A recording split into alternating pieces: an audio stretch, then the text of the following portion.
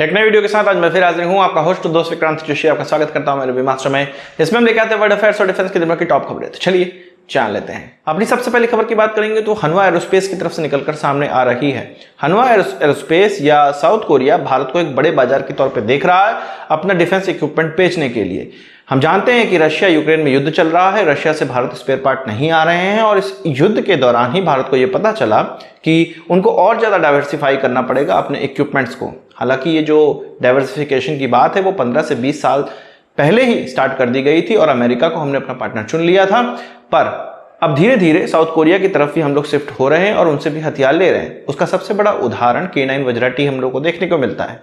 अब हनवा एरोस्पेस के द्वारा जो हमारा प्रोग्राम है फ्यूचर इन्फेंट्री कॉम्बैट व्हीकल, उसमें वो पार्ट लेना चाहता है और हमारे जो सोवियत समय के BMP-1 BMP-2 हैं उनको रिप्लेस करने के लिए ये प्रोग्राम बनाया जा रहा है, तो वो अपने व्हीकल्स हमारे सामने रख सकते हैं। यही नहीं है, हनवा एरोस्पेस के द्वारा हमारे लिए जो हल्का टैंक बनाया जाना है उसमें भी पार्ट ले रहा है। हालांकि DRDO और L&T के द्वारा तो डेवलप किया ही जा रहा है, साथ ही साथ ये जो साउथ कोरियन कंपनी है वो भी L&T के साथ एक नए हल्के टैंक पर काम कर रही है जो कि उनके K21 इन्फेंट्री फाइटिंग व्हीकल पर उस पे एक टरेट लगाया जाएगा जो कि बेल्जियम की कंपनी के द्वारा बनाया जाने वाला होगा।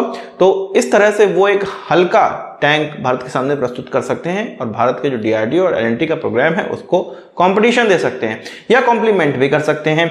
हो सकता है DRDO L&T के जो प्रोग्राम है उसमें कुछ इसके तत्व जोड़ लिए जाएं, कुछ एलिमेंट जोड़ लिए जाएं, वो आगे का किस्सा है, धीरे धीरे न्यूज निकलकर आने ही लगेगी। तो इस तरह से साउथ कोरिया भारत की डिफेंस जरूरतों को पूरा करने के लिए सामने आ रहा है। बात करते हैं नेपाल के प्राइम मिनिस्टर पुष्पकमल दहल की। अब एक कहानी सुनिए आप, पहले मैं खबर बताता हूं उसके बाद कहानी बताता हूं। उनका यह कहना था कि भारत के ऐसे बिजनेसमैन जो कि नेपाल में आकर बसे, उन्होंने मेरी हेल्प करी नेपाल के प्रधानमंत्री बनने में। इस तरह का चीज उन्होंने कहा एक बुक के इनॉग्रेशन में और पूरे नेपाल में बवाल हो गया है। अपोजिशन पार्टी उनका रेजिग्नेशन मान रही है।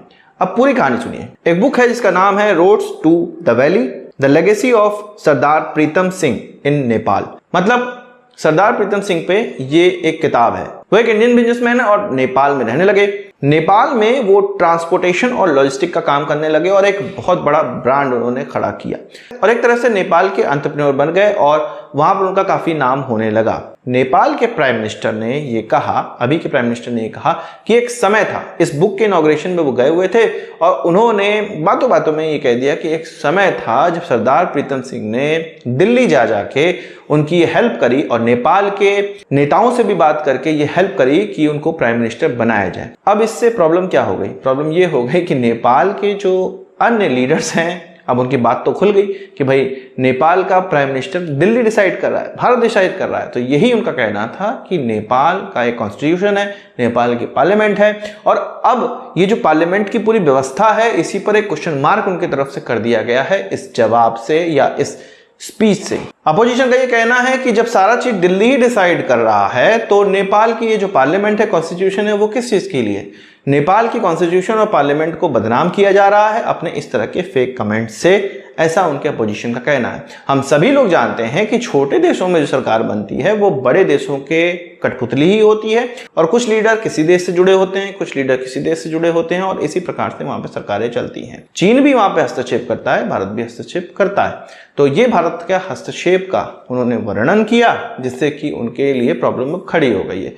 KP शर्मा ओली जो कि उनका कॉम्पिटिटर है वो तो सामने से आगे कह रहा है कि भाई इस्तीफा दो और अपने पद से हटो, हमें कोई भी जवाब नहीं चाहिए, हमें इस्तीफा चाहिए। तो आप व्यूअर्स का क्या कहना है कमेंट बॉक्स में जरूर बताइएगा, अपने विचार जरूर रखिएगा। बात करते हैं यूक्रेन रशिया युद्ध की। यूक्रेन और रशिया का जो युद्ध चल रहा है तो यूक्रेन के प्राइम मिनिस्टर ने कहा है कि जब ये युद्ध खत्म हो जाएगा तो हम अब यूक्रेन की फौज की जो व्यवस्था है उसको चेंज करेंगे।